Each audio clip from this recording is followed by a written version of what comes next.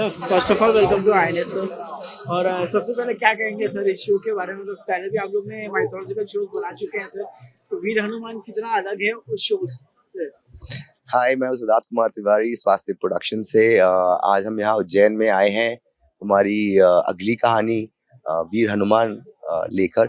ये एक स्पेशल कार्यक्रम हमने यहाँ ऑर्गेनाइज किया सोनी सब के साथ में कि हम एक नए तरीके से हनुमान जी की कहानी आज के दौर में, आज के बच्चों के लिए, आज के परिवारों के लिए लेकर आए, जहाँ इतनी सीख है, जहाँ इतना फन है, एंटरटेनमेंट है, पर साथ साथ में बहुत गहरी बातें जो हमारे इन इन बहुत ही पावरफुल टेक्स्ट में लिखी हैं, उन चीज़ों को हम दर्शकों के सामने श्रीमद् रामायण के बाद अब सोनी सब पे लेके आ रहे हैं। तो उसके लिए thanks a lot for coming to Ujjain all the way. Thank you. Sir show की बात की जाए तो आपके हर एक शो में, हर एक माइथोलॉजिकल शो में पूरा डिटेल रिसर्च रहता है, तो ये रिसर्च कहाँ से लेके आते हैं? आपकी कितनी टीम है कि मतलब कि इतना अच्छा रिसर्च करती है? जी, हम लोग महाभारत के टाइम से मुंबई यूनिवर्सिटी के प्रोफेसर्स, पुणे यूनिवर्सिटी के प्रोफेसर्स, बहुत सारे एजुकेटेड रिसर्चर्स, हमारी एक पूरी इंडिया में टीम्स हैं जो हम कोई भी कहानी जब कहना चाहते हैं तो हम उसके साथ में रिसर्च टीम्स के साथ बात करते हैं, क्योंकि हमारे देश में हर जगह पे अलग अलग तरह के वर्जन्स हैं जिनको अलग तरीके से समेटा गया है ओवर द इयर्स। तो रिसर्च टीम हमारे लिए बहुत इंपॉर्टेंट है। हम शुरुआत में रिसर्च में काम करते हैं कि कौन सी मेन टेक्स्ट है जिसको हम प्योरली फॉलो करें, और फिर हम उसकी डिटेल में घुसते हैं कि इन कहानियों में एक की भाव, मतलब शब्द तो ये हैं पर भाव क्या है, आज के दौर में कैसे रेलेवेंट है, आज हम कैसे उसे एक एंगेजिंग तरीके से कहें कि लोगों को वो मैसेज हमेशा मिलता रहे। वो स्वास्तिक में और मेरी हमेशा ख्वाहिश रहती है, and we always work very very hard to achieving the thought behind the story and not just telling the story, so. आजकल के शोज की बात की जाए तो मतलब कहाँ, जहाँ पे लोग जो है टीआरपी के पीछे भाग रहे हैं, वहाँ पर आप एक कहानी बता रहे हैं, तो कहीं ना कहीं आपको लगता नहीं कि टीआरपी भी आपके लिए मतलब कि अहमियत रखती है? देखिए, टीआरपी तो हर इंसान के लिए अहमियत रखेगी, इसमें तो कोई डाउट ही नहीं है। बिकॉज आप काम कर रहे हैं तो आपको मालूम कैसे पड़ेगा कि लोग जो देख रहे हैं कि नहीं देख रहे हैं।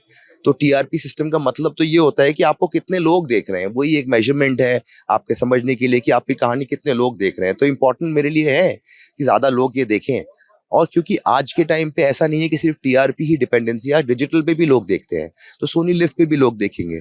तो ऐसा नहीं है कि सिर्फ इन कहानियों में खास करके ऐसा नहीं है कि वो सिर्फ टीवी पे आज आई हैं।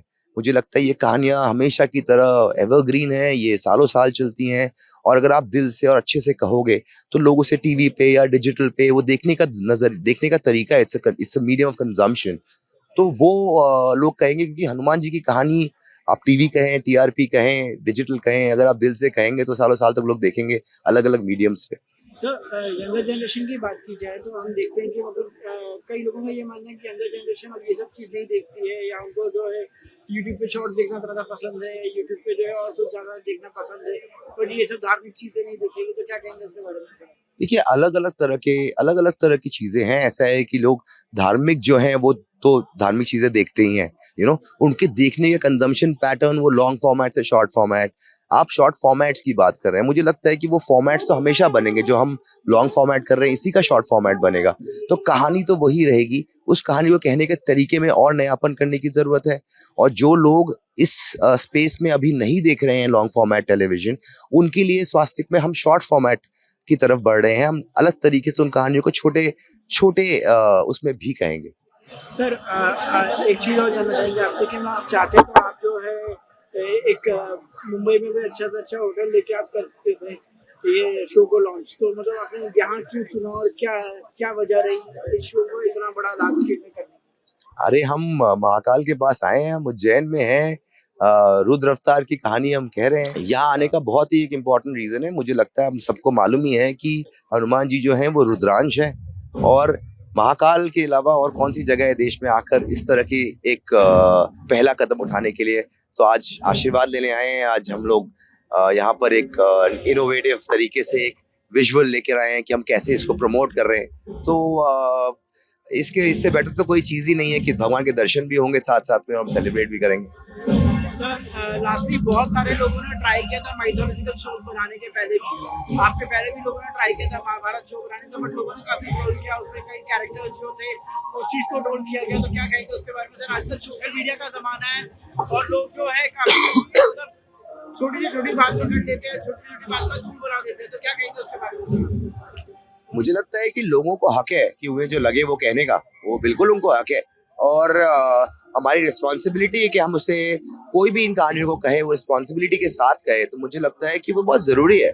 हम जिस तरह से रिसर्च करते हैं हर चीज़ पे, हमारी एक रिस्पॉन्सिबिलिटी है कि हम इस कहानी को दर्शकों तक किस तरीके से लेके आ रहे हैं। तो कहीं ना कहीं बहुत बार ऐसा भी होता है कि क्योंकि अलग अलग तरह के वर्जन हैं, अलग अलग जगहें लिखी गई हैं, तो थोड़ा होता है। पर मुझे लगता है कि बहुत इंपॉर्टेंट है कि हम लोगों की बिलीफ को और गाढ़ा करें, ना कि उसे क्वेश्चन करें, ना कि हम ये फीलिंग दें कि हमें ज्यादा आता है आपको कम आता है। ये हमारी तो कभी सोच रही ही नहीं है। हम हमेशा ये कहते हैं कि हम अपने रूट्स को सेलिब्रेट करें, हम अपने रूट्स को एंजॉय करें, हम जाने कि हम इन कहानियों में भाव क्या है, ना कि सिर्फ एंटरटेनमेंट है। तो ये सब चीजें हैं जो हमारे लिए बहुत इंपॉर्टेंट है। हम ये हमेशा करने की कोशिश करते हैं। तो लास्टली ऑडियंस को क्या मैसेज देना चाहेंगे आप? मैं तो यही मैसेज दूंगा, धन्यवाद हमारी कहानियों को आज तक लाइक करने के लिए। मैं चाहूंगा कि वीर हनुमान सोनी सब पे इस 11 मार्च को 7:30 बजे आ रहा है। अगर आप देख पाए तो प्लीज आप देखिए और हमें बताइए आपको कैसा लगा। धन्यवाद।